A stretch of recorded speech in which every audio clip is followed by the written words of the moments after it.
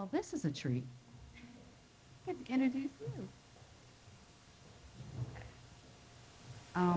As Monique said, that the theme of Women's History Month is stories, and the woman that you are about to meet has an incredible story, and she's an amazing woman and human. Diane Ellis Marseglia, first elected in November 2007, began her fourth term on the Board of Commissioners in January 2020. A lifelong resident of Bucks County, she was raised in Lower Makefield and now resides in Middleton Township. She's the mother of two children, Rebecca and Caitlin.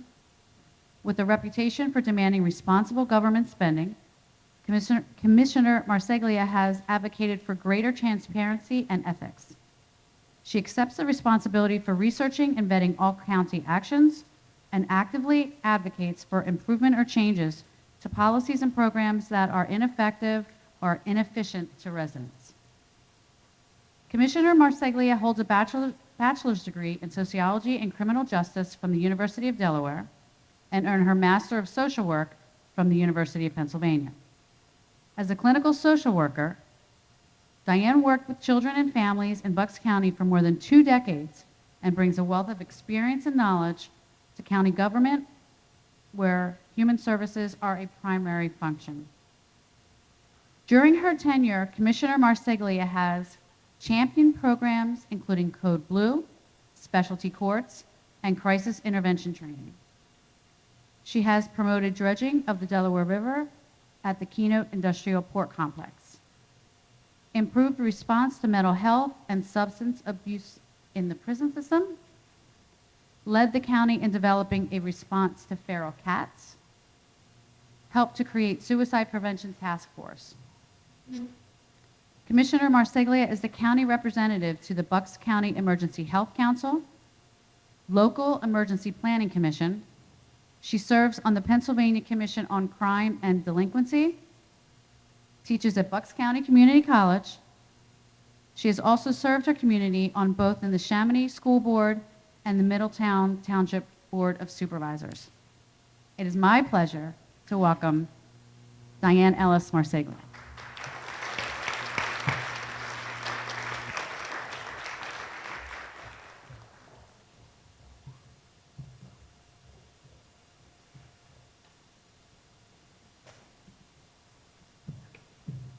Thank you for letting me shut this computer. I know that I'm short, so it's hard to see all over the place, but I also have notes.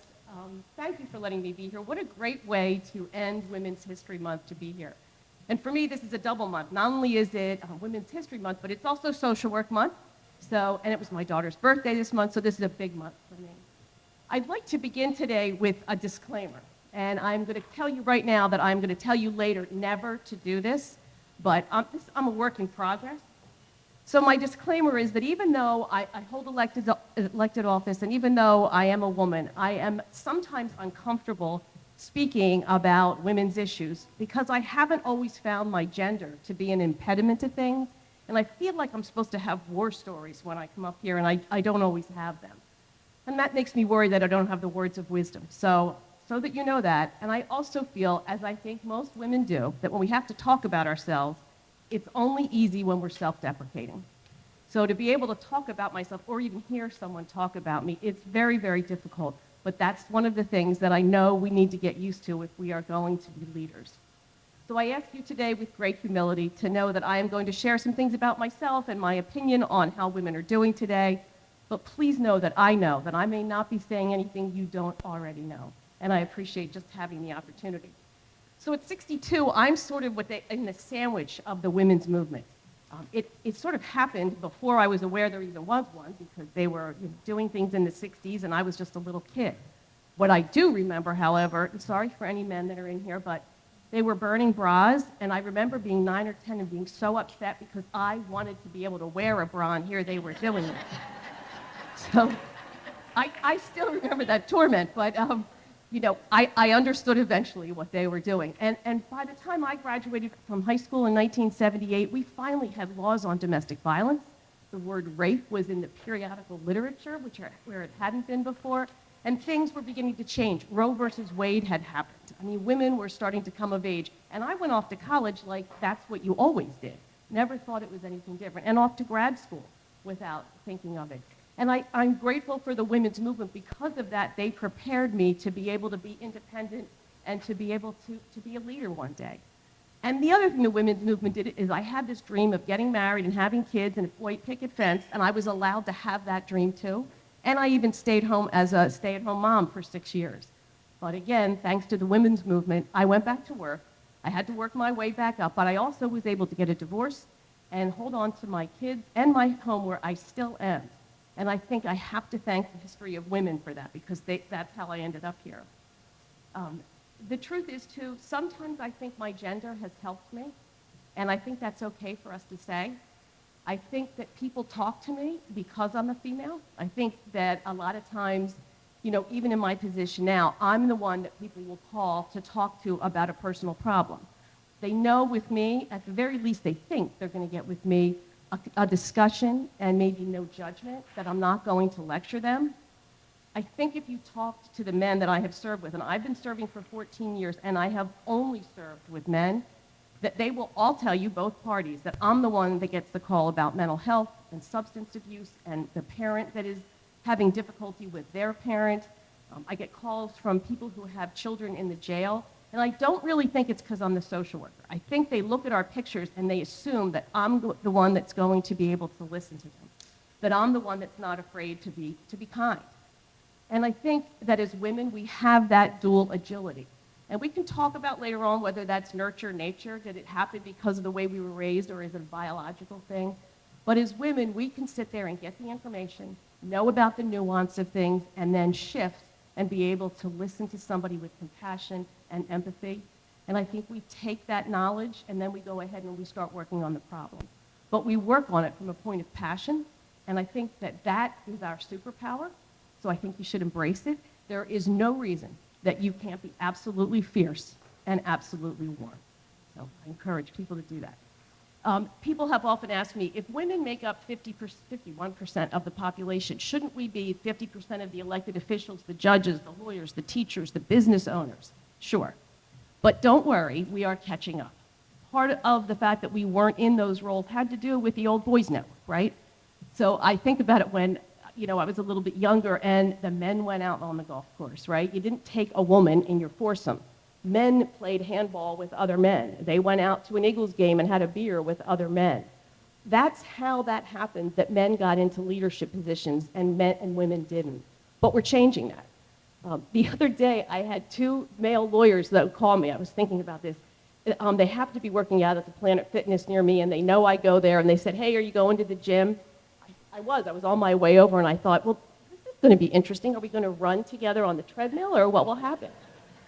So I find them, and they are lifting weights, and I'm thinking, they're lifting 200 pounds. I'm not going to put it down to 20 and lift it. I'm just not. So we hung out for a while, and I walked away, and I wanted to ask them if they would go to goat yoga with me next week. So it was an example of men hanging out with men, but they still invited me, right? They still called me. And I think that's where we're going. I actually think COVID helped because it stopped all those activities for a little bit. And I think people kind of liked it. They didn't have to go out on all those business things. And I think that's letting women step up. And I actually saw some women out with a foursome last year, and I thought that was an awesome change that's going to happen.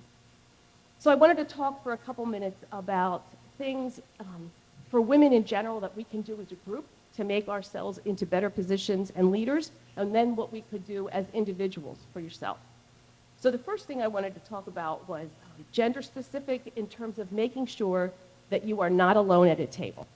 So most of my political career, I have been the only woman in the room.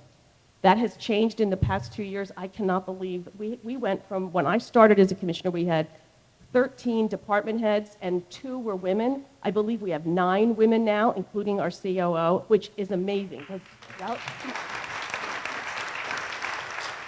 I can't say that has to do with me. That has to do with women are ready to be in leadership positions. And when we interviewed people, it has come out many times. It's got to be that. We have a woman as head of our emergency management right now. How awesome is that? So, but you can't be the only one at the table because then your voice gets dismissed. And that's really true of anybody. If you are the only one of something, it's so easy to ignore that person even if they're right. But if there's one other voice even in that room with you, all of a sudden people start to listen. So I encourage women to always get other women to be on a board with you, to serve with you, to volunteer with you. Make sure that there are other women in the room with you. And that's one of the best things we can do for younger women too, right? Is to be able to set the table so that they know there's going to be a place for them someday. The second thing is that I have asked countless people, dozens and dozens of women and men, to run for office over the past 30 years or so. When women say no to me, this is what they say, without a doubt, oh, I don't think I'm smart enough. I have never, ever, ever asked a man who has told me he wasn't smart enough to run for office. So we got to think about where that comes from. And I remember women saying that about law school. I remember them saying, a minister saying that to me, a female minister. We can't say that anymore. That disclaimer thing I did in the beginning about saying I'm not really shouldn't be talking here, we need to break ourselves from that because that's a really bad habit. It's important to be able to have that confidence. The next thing, and this is maybe sound like a strange thing to some of you, but I think we need to advocate, if we're going to be leaders, for healthy relationships. I think we need women, whoever your partner is, to recognize that you are putting yourself at economic risk if you are not in a healthy relationship. As a social worker, I see it all the time. If I just look at myself, I got a divorce from 30 years ago, I think. I married a really nice man. He's a good father, he's a good man. It wasn't a relationship that worked in a healthy, satisfying way for us. But if we were still married, I would definitely be in a better economic position, right? I have worked since that divorce, most of the time, 2 or 3 jobs. Because I teach here, I still have 2 jobs. I sometimes think if I was still married, I might be working just because I wanted to get away from him. But not because I needed the money. So I want to emphasize that. Our economic independence is really important for us to be able to continue to have leadership positions. And the fourth idea for the group is that we need to mentor each other. So if you think about AA, Al-Anon, Overeaters Anonymous, CODA, all of those 12-step programs, they have thrived and saved lives for 90 years without one advertisement. Why is that? It's sponsors. It's because people have a sponsor. They go into the light of their abstinence or their sobriety, and they have a sponsor to rely on. That's something women need to model. We have got to do that for each other. We have to take someone on and be their mentor. A couple other just do's and don'ts that I just have to say. Women should not be attacking other women. When it happens to me and I just don't like it and I want to say, we had enough of that, so don't do that. And if you are going to say something negative, don't attack that woman about her sexuality, about her parenting, or about her clothing. Do get out there and vote. It is the most important thing we can do. We make decisions as a school board, as local elected officials, and as county officials that affect you every single day. And elections are held every May and every November, and only about 27% of the population votes in the May and about 50% unless it's a presidential. We have to get out there. If more women voted, the issues we care about would be easy to take care of. And the other thing is, I just want to say it's still okay to be kind. It's sort of that dual agility thing. There's a lot of meanness out here, and it might be our kindness that's going to be able to help us. So I wanted to talk about what you can do individually, but I wanted to ask something first. And I know some of you have never heard of me, don't know me, so you're not going to be able to answer this. But those of you who know I was going to speak today, how many of you know me as a social worker? Okay. How many of you know me as a teacher? A couple. How many of you know me as a commissioner? More, okay. And how many of you know me as a mother who lost a child to suicide? More than as a teacher. I ask you that because it's because I've been able to integrate things. And so what I want to say to people is don't let one event or one thing about yourself define you. You know, in Hollywood they call that not being typecast. We don't want that to happen to us. And I'm just going to talk about it for a minute to try to explain what I'm talking about. So I was a social worker. I had held a local elected office and was supposed to run again when my daughter died in 2005. I say that because it was pretty public. It was, one of those action news things. It was everywhere. I got up and thought exactly what you think you would think. I'm never getting up again. No one's ever asked me to speak about that, but those first months were just horrifying. But I looked around the room one day in the early days, and I realized that I had a 13-year-old. And she had every right to having me full force. And she had a right to a life, and she had a right to food on the table. So I went back to work right away. And I realized when I went back to work that the only way I was going to be able to do this was if I could go to work and cry. So I decided, well, I don't care. If I cry in the middle of the day, I'm going to cry. I don't care. I'm going to do it. And people accepted me, as amazing as that was. And then my party came to me and said, you were supposed to run this year. You still need to run. And I thought, I can't do this. I can't. I don't have the energy. And someone reminded me that all of those people who came to her funeral and sent me flowers and wrote me cards, and I thought, okay, I'll do that for them because they were so kind to me and they understood. And not only am I going to do it, I'm going to talk about what happened to my daughter. I'm going to tell everybody, I'm going to tell the truth. I am not going to hide on this one. And then I started to realize why I had to do all of this. If I fell apart, it wasn't just my 13-year-old daughter who would suffer. People would have blamed my daughter who died. They would have said, she was okay until Becky died. And I could not have Becky looked at that way because she was too wonderful. So I was not going to be defined by what happened to her. I was going to turn it around into something else. Everybody here has something that happened to them that they can turn around. I know someone that I ran into the other day. She runs a wonderful business. She's 38 years in recovery. She started another small business where she hires people in recovery. So there's 3 different groups of people that I've talked to about her, and they all know her in a different way. She never let her recovery be the only thing anybody cared about. She proved she could be a business person too. I was trying to think of examples of this, and I thought of somebody else that doesn't live around here, but they were a business person who had had a severe mental health issue, and they'd been hospitalized, and people knew about it. And as they grew their business, they were always afraid that somebody was going to bring it up and it would cost them business. So they decided to embrace it and started to make it part of the workday. So when people come into work, they're supposed to put a card on their desk, whether they're feeling on a scale of 1 to 5, a 1 or a 5. And she allowed people to get to know each other that way. If your office mate has a 3 on their desk and then it goes down to a 1, you might want to know what's going on and check on each other. So she was able to integrate herself and not be just typecast as this person that something awful had happened to, or just as a callous businesswoman. She was able to integrate both of those things. So I encourage you to do that. The other thing sorry, I lost my, how to achieve your goals. And I wanted to just say this about, everybody will say, well, you have to have a goal, you have to work for your goal. I just want to talk about the high and the buzz. You will reach the goal easier, especially in leadership, if it gives you that buzz. You can't just want to be in leadership for the money, right? That's just not enough of a buzz. This takes hard work. I was thinking sometimes about the amount of volunteer work I had to do to get a good social work job and the amount I had to do to finally run for office. I think I could possibly have post-traumatic stress disorder from the amount of volunteer work, but it didn't feel like that at the time because it gave me such a buzz. That's what you have to look for in order to set those goals. You got to have that buzz. So when you get up every day, you're not dreading what you're going to do. The third piece of advice I would give to everybody here is to be flexible. I think this is the other sort of superpower we have, that we can move and adjust our goals as we need to. I was thinking about cavemen, right, and evolution, and how the men would go out every day. They had to, right? They'd be rigid and aggressive and go get food to bring home.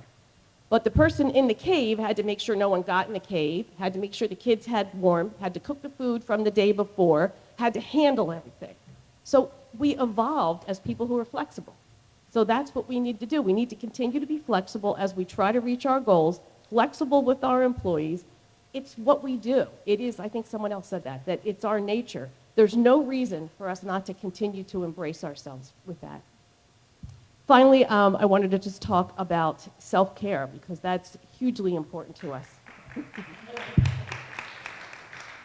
But I'm going to keep it real simple because you all have heard a lot about the different things you can do, but it is important because you can't go lead if you aren't taking care of yourself. And Joe Biden wrote a book, and in it he quoted Immanuel Kant, a philosopher, who said, if you really want to have happiness and take care of yourself, you have to have something to do, something to look forward to, and someone to love. So something to do, think about what it is for you. For me, since I was in 8th grade, injustice has been intolerable for me, just intolerable. So social work and politics is perfect for me. I get up every day, and there's going to be a new thing I get to fight. So, that's it for me. That's the do. Something to look forward to, right? Do you remember when you were a little kid and you looked forward for half the year to Christmas and the other half till the summer? I don't do that anymore. Well, the summer maybe, but not Christmas anymore. That's just work when you're a grown-up. But I do look forward to that gym every day. I look forward to opening the front door and those two little Shih Tzus that come up. Like, they love me unconditionally, right, no matter what happens. I said it was my daughter's birthday. That meant I got a couple hours all of myself with her, and she let me ask all the dumb questions that she doesn't really like me to ask. That felt good to me. I ride a horse. I learned to ride a horse when I was 55. It is my passion, and so find something that you can do that will take care of yourself. And the truth is, my other favorite thing to do is I like to mow my lawn. That's my meditation. There's something about that line of grass. It looks good, right? And for love, just to say, it doesn't have to be a partner. It can be your best friend. It can be your cousin. It could be the person you're sitting next to. But you got to love someone. It's important that our hearts have that.